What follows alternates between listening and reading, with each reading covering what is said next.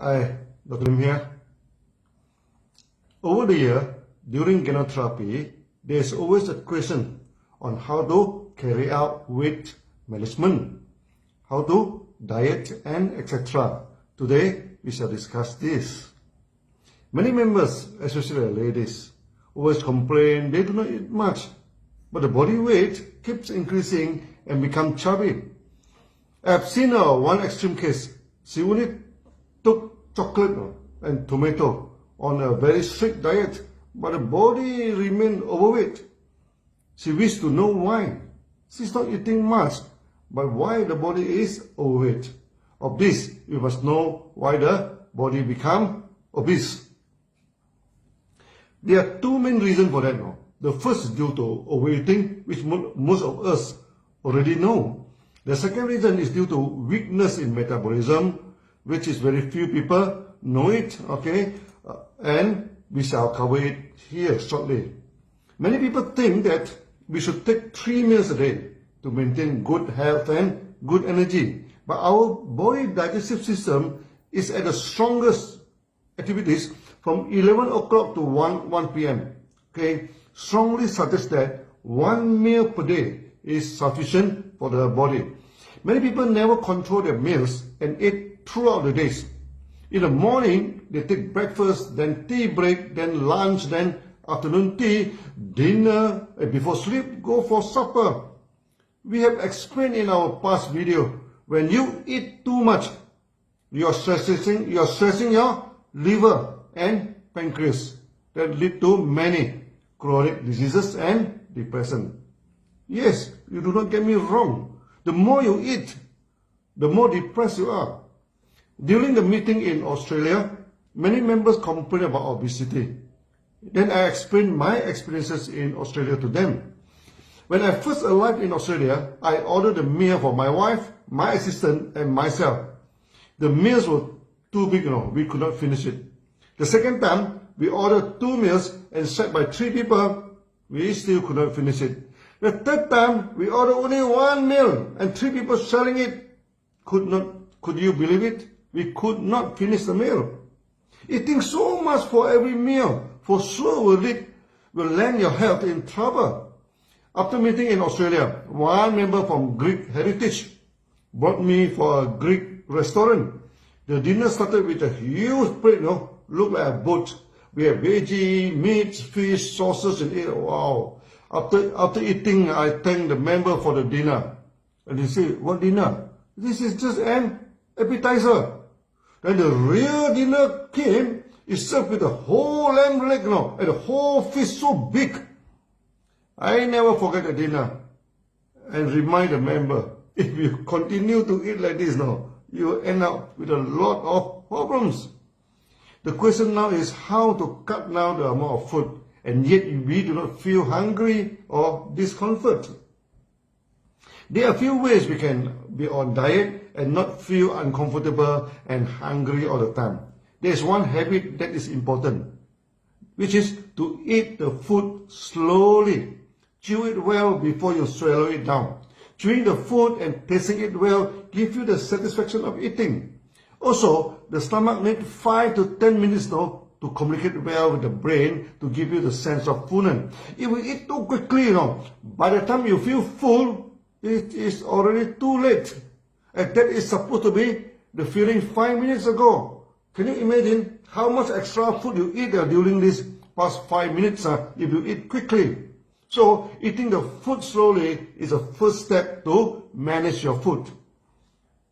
Next is taking big meal a day, 1 big meal a day, and small meals other times. The time of big meals, preferably around 10:30 to 1 p.m. Many people support the theory that you should have a heavy breakfast, then that gives you enough energy for the day. That depends when you take your breakfast.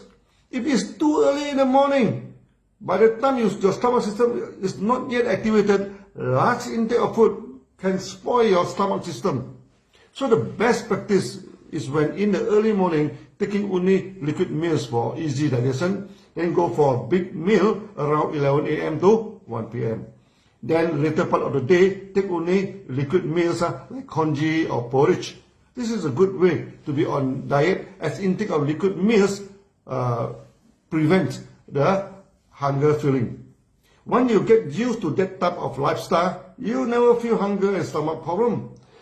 Try to cut down your food suddenly, to go on diet is not a good move. When you cut down your food, you send a wrong message to your brain.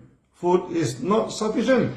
That will make you feel even more hungry. After the diet program, normally when you receive eating, the sense of hunger is great and you will unwittingly consume more food. At the end, your body bloated up and become more obese before your diet. The right way to start your dieting with slow eating, then in itself can cut down the food intake naturally. Then goes for one big meal and two small meal approaches, using liquid meals to replace the solid meals. At the same time, high fiber food like mushroom, wild vegetables, seaweeds, and etc. should be put into your diet. That give you the fullness of eating less a lot of calories. During this COVID period, the DXN started to promote the hanging garden at home and selling the mushroom logs so that you can get fresh mushroom at home, wild veggie logs, and you can get wild veggie gardens. So also seaweed for the food program. This is started in Malaysia and we shall promote it throughout the world. The other rest known reason for obesity is due to weakness in metabolism.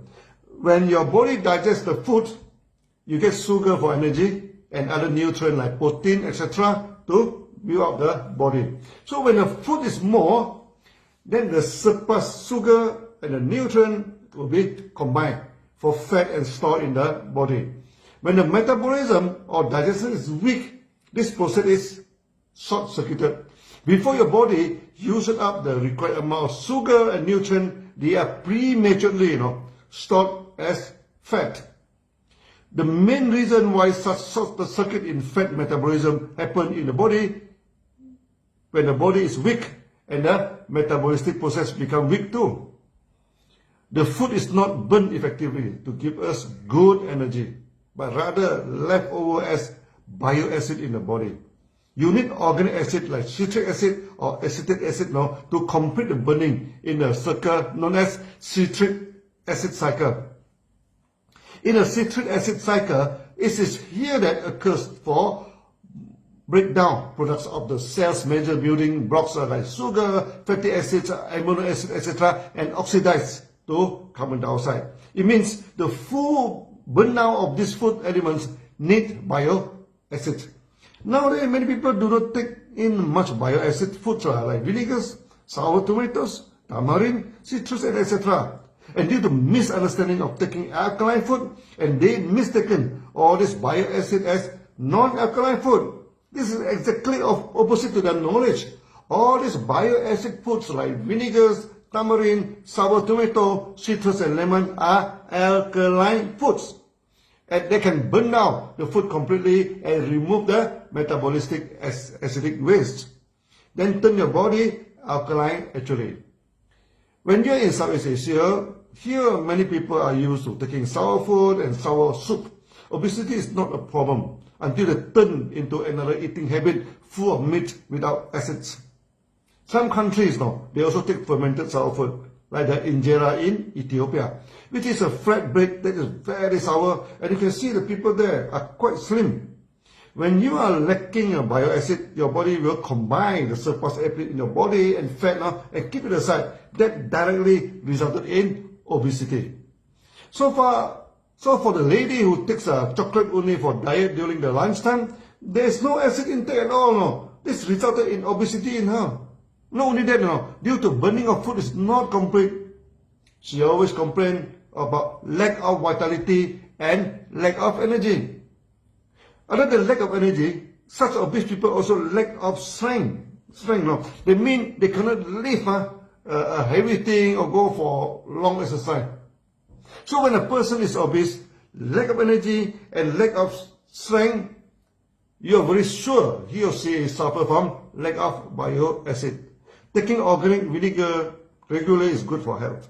DXN has produced moringa, cordyceps, vinegar, etc., which are full of bioacid and very good for health. That's all for today. See you then. Bye-bye.